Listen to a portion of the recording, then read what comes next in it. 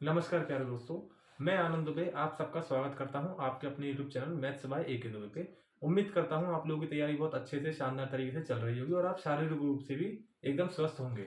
चलिए दोस्तों स्टार्ट करते हैं। जो हमारा चल रहा था पीछे काउंटिंग ऑफ फिगर्स, उसी चैप्टर को कंटिन्यू करते हैं।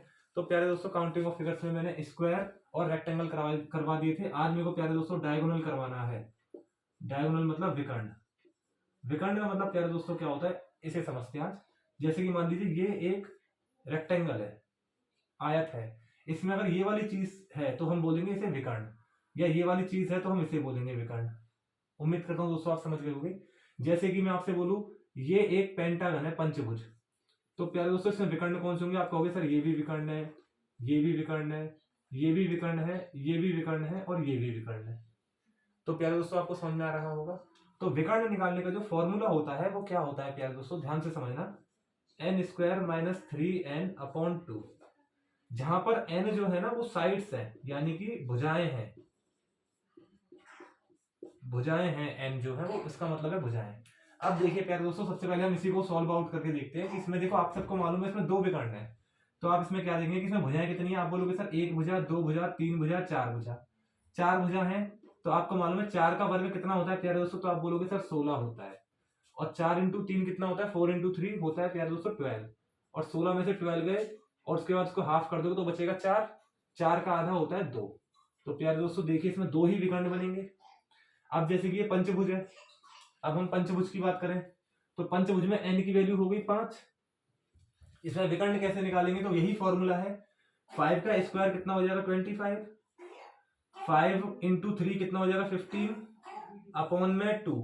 25 में से 15 गए प्यारे दोस्तों, बचेंगे 10। 10 का आधा होता है 5। और देखिए प्यारे दोस्तों विकर्ण इसमें 5 ही थे और एक ये वाला। कुल मिलाकर से विकर्णों की संख्या 5 ही बनी थी। उम्मीद करता हूं प्यारे दोस्तों समझ में आ रहा होगा आपको।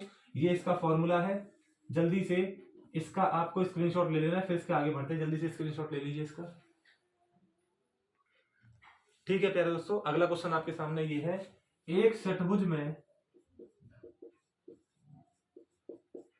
कुल कितने विकर्ण होते हैं?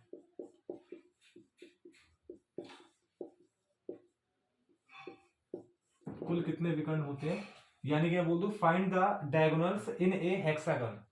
Find the diagonals in A hexagon. तो आपको प्यारे दोस्तों नाम से पता लग रहा है षटभुज मतलब 6 भुजा की बात हो रही है, 6 साइड्स की बात हो रही है। एस की वैल्यू 6 हो गई है या एन की वैल्यू 6 हो गई है, एक ही बात है, आपने जो भी माना हो एन या एस। अब आपको मालूम है फॉर्मूला क्या है? N square minus 3n upon 2। तो एन स्क्वायर का मतलब क्या हो गया? 6 का स्क्वायर हो गया प्यारे दोस्तों 36। और 6 इंटू 3 कितना हो गया?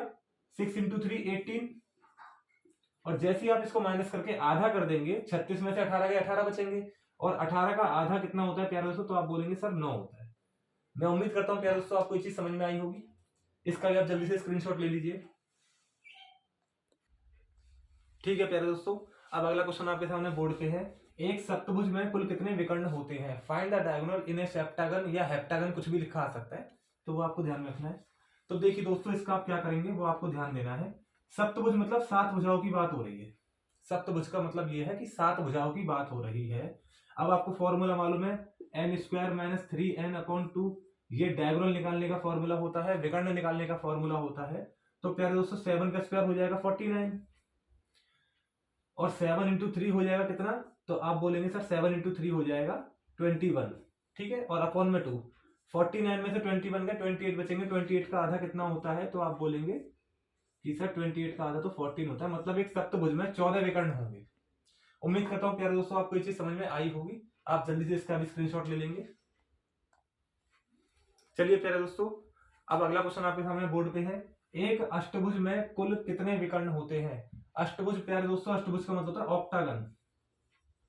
ऑक्टागन जिसकी 8 भुजाएं होती है, वही तरीका विकर्णों की बात हो रही है। तो आपको मालूम है क्या करना है विकर्णों में। तो विकर्णों में प्यारे दोस्तों आपको सब कुछ मालूम है क्या करना है। तो आपको जैसा कि फॉर्मूला पता है कि विकर्ण निकालने का फॉर्मूला होता है n square minus 3n upon 2। N की वैल्यू हो गई 8, तो 8 का स्क्वायर होता है 64। और 8 इंटू 3 कितना होता है 24। और इसको माइनस कर देंगे, आधा कर देंगे। 64 में से 20 गए, कितना बचेगा प्यारे? 64 में से 24 गए प्यारे दोस्तों, बचेगा कितना? 40। 40 का आधा होता है 20। तो उम्मीद करता हूं प्यारे दोस्तों आपको ये चीज समझ में आई होगी। इसका आप जल्दी से स्क्रीनशॉट ले लेंगे। प्यारे दोस्तों अगला क्वेश्चन आपके सामने बोर्ड पर है, एक नवभुज में कुल कितने विकर्ण होते हैं। तो प्यारे दोस्तों ये सब इसीलिए हो रहा है क्योंकि हमारे पास थोड़ी संसाधनों की कमी है। उम्मीद करता हूँ आप लोग मेरी भावनाओं को समझ पा रहे होंगे, इसीलिए मेरे को बार बार वीडियो रुकवा के क्वेश्चन लिखना पड़ता है, फिर सॉल्व कराना पड़ता है, फिर उसको मिटाना पड़ता है, ये हर काम करना पड़ता है क्योंकि प्यारे दोस्तों संसाधनों की कमी है।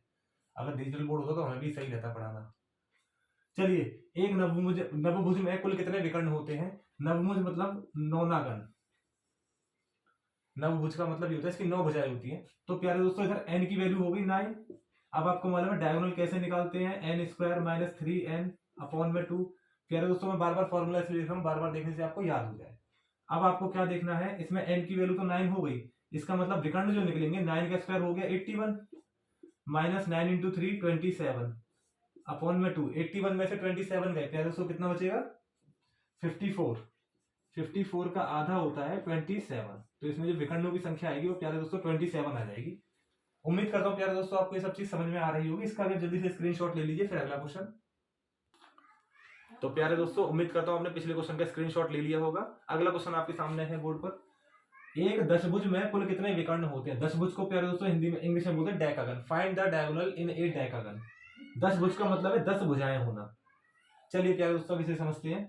फॉर्मूला वही है, डायगोनल का मतलब है n square minus 3n upon 2, यही फॉर्मूला होता है। n की वैल्यू हो जाएगी 10, तो n स्क्वायर का मतलब हो जाएगा प्यारे दोस्तों 100। 3n मतलब 10 इंटू 3 कितना हो जाएगा प्यारे दोस्तों, आप बोलोगे सर 30 हो जाएगा, अपॉन में 2, तो 100 में से 30 गए प्यारे दोस्तों बचेगा 70। 70 का आधा होता है 35, तो इसका आंसर आ जाएगा 35। इसको हो सकता है प्यारे दोस्तों याद कर लेना, एग्जाम में 2-3 बार पूछा गया है, तो आप इसका भी जल्दी से स्क्रीनशॉट ले लेंगे। तो प्यारे दोस्तों उम्मीद करता हूँ आपने इसका स्क्रीनशॉट ले लिया होगा और मैं ये भी उम्मीद करता हूँ कि आपको सब कुछ अच्छे से समझ में आ भी रहा होगा। ठीक है दोस्तों, इसी के साथ मैं विदा लेना चाहूंगा क्योंकि इसके बाद मेरे को अगला टॉपिक भी तैयार करना है। तो इसी के साथ अब मैं विदा लेना चाहूंगा। उम्मीद करता हूँ प्यारे दोस्तों आपको सब समझ में आया होगा। आपने मुझे काफी प्यार दिया, समर्थन दिया, उसके लिए धन्यवाद दोस्तों। ऐसे ही प्यार बनाए रखें, मेरे चैनल को ज्यादा से ज्यादा लाइक करें, सब्सक्राइब करें, शेयर करें और इसी प्रकार मुझ पर अपना समर्थन बनाए रखें। थैंक यू प्यारे दोस्तों।